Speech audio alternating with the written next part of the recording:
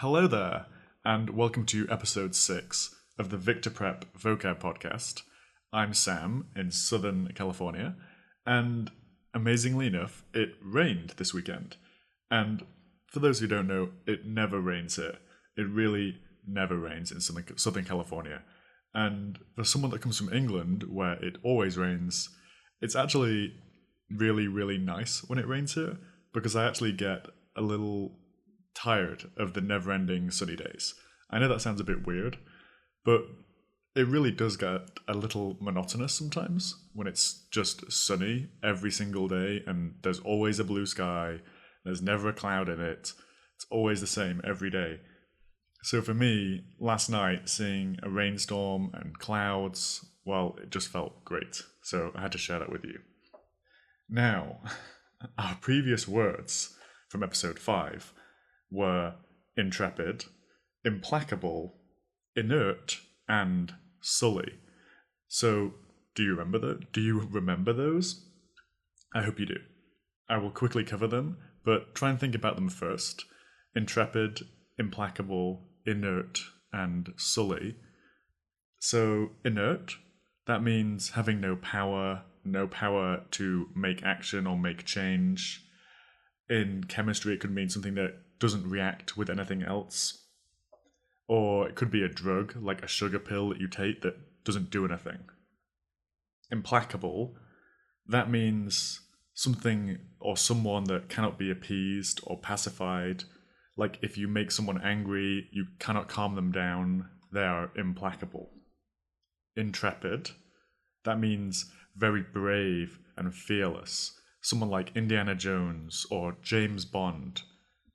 Sully, that means to make dirty, to soil, to stain. So those were our previous words. Now we're going to move on to some new words. Our 4 new words for this episode are mar, multifarious, flout, and lumber. So let's start with mar. Mar is spelled M-A-R, quite simple, and it means to damage something or spoil something.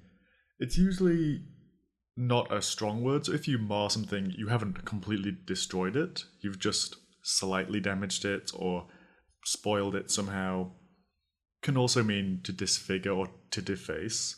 So if you went into an art gallery with a can of spray paint and you sprayed over some of those paintings, you have marred them. Mar can also be used to describe something that has been damaged that isn't a physical object. So someone's reputation could be marred.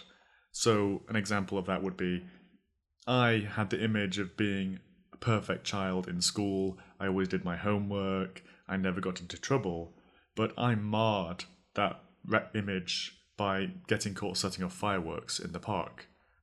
You could perhaps remember the word mar by thinking how it's similar to mark with a K. And to mark something, you've stained it somehow, you've marked an image by drawing on it. By marking it, you've also marred it. Our next word is multifarious. Multifarious is spelled M-U-L-T-I-F-A-R-I-O-U-S, multifarious. And multi is a good clue to what this word means, multi meaning many. Multifarious means having many different parts or numerous and varied. So, a really good example, and this word is hard to describe without really having an example, but Leonardo da Vinci set his hand to multifarious pursuits. Everyone knows Leonardo da Vinci was an inventor, he was a thinker, a writer, a painter. He could do all sorts of different things. So he had multifarious talents. So multifarious means many different and varied things. So you might know someone at school or a friend of yours who is really good at different sports. You could say they are good at multifarious sports. That is multifarious. And multifarious is, I think, quite easy to remember. Just look at the word, it has multi. You might know your multiplication tables. Multi meaning many, lots of things. You could also say carbon, the element, has multifarious forms. You can get carbon in a pencil, carbon in a lump of coal, carbon in a diamond. What other forms of carbon are there? Carbon nanotubes, even? So, yes, that's multifarious. Our third word is flout. That is spelled Flout. Flout. Now, flout means to show contempt or scorn at something. So, if you have a rule at school that is, when the teacher is talking, you're not supposed to talk, but you think, oh, that's a stupid rule, that's a silly rule, I'm going to talk whenever I want, you are flouting that rule. You are treating that rule with disdain. You think it's silly. So another example is, my dog is always flouting the rules. And he runs on the grass, even when there's a sign saying, no dogs allowed on the grass. I think the best way of remembering this one would be to think of someone you know who often flouts the rules, who treats the rules with disdain or scorn, and really think of them and think of the word flout, and think of when you've flouted the rules. Our final word today is lumber, Lumber, lumber, and when I say lumber, I do not mean wood, because often lumber does mean wood, and you'll often hear it used referring to wood, the material, but lumber, like we're using it today, is a verb, and it means to move clumsily or heavily. So if you imagine one of those old horror movies where there's an Egyptian mummy walking around, often they are lumbering slowly and ponderously, and you could say they are lumbering. If you imagine a large elephant as well, the way they move is slow and maybe heavily and clumsily because they're so big and heavy. So really, lumber is often used for animals or people that are moving slowly, a bit clumsily. My example I made up is, after Christmas dinner, I'm so full, I have to lumber back to my bedroom to take a nap. And a good way of remembering lumber is just to think about how heavy real lumber, i.e. wood, is. If you had to carry a lot of lumber, you would have to lumber, if you know what I mean. So if I had to carry a lot of wood, that is lumber, I would lumber. That actually might be a good way of remembering it, or it might be terrible. So let me know how that goes for you. So those are our 4 words for today, and as usual, I'm going to give you 4 example sentences now that refer to the words, but do not use the words. And as I read those sentences, I want you to stop maybe and think about the words I'm using. And as always, guys, I really, really strongly advise you to write down example sentences after the podcast, or just invent them in your head using each of the 4 words. Doing some active learning is going to really, really help you remember the words. And by active learning, I mean taking some action and engaging your creative brain and invent some sentences. Ideally, they're silly, they're funny, they're imaginative, because the more imaginative, the more funny, the better you will remember those words. So please remember to do that.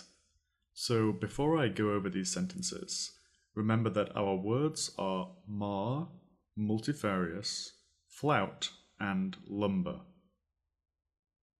My old school friend, Stefan, was the most rebellious boy I knew. I think he probably broke every school rule in existence. But he had a big heart, and I miss his crazy antics. I have a large and varied collection of owls in various forms. Books about owls, owl ornaments, stuffed toy owls, owl mugs, and even owl t-shirts. I once saw a hippopotamus walking next to his lake. He was extremely slow and ponderous, although I've heard they can run very fast if they get angry. Me and my sister once accidentally stained our family's prized Romanian carpet by spilling wine on it. We tried to hide the damage by moving the sofa on top of the stain. So those are our 4 sentences. I hope you got which words I was referring to. If you didn't, maybe you haven't clicked with some of the meanings. So please listen to the podcast again and think about the meanings. Think of your example sentences. So that's our podcast done for this time. I hope you enjoyed it and I hope it was valuable. Again, as I always say, please feel free to email me at sam.fold@gmail.com, and my Twitter is @samfold. As I always say, again, I do this because I enjoy it. I want to help people, so if I'm not helping you and you have advice on how I can help you better, please send it to me. I appreciate it all. And I will try and make any changes, whether it's make the podcast shorter, do more words per podcast. I could even make the words harder, make the words easier. I have a huge list of words that come up in standardized tests, so I can always change up the words. So please, I'm really open to advice, and I want to know what I'm doing wrong, because I do acknowledge that I'm probably bad at this. I'm trying to get better, but I am new to this, so again, feel free to let me know how you feel. Thank you very much, and I hope you have a great evening or day, wherever you are in the world. Bye-bye.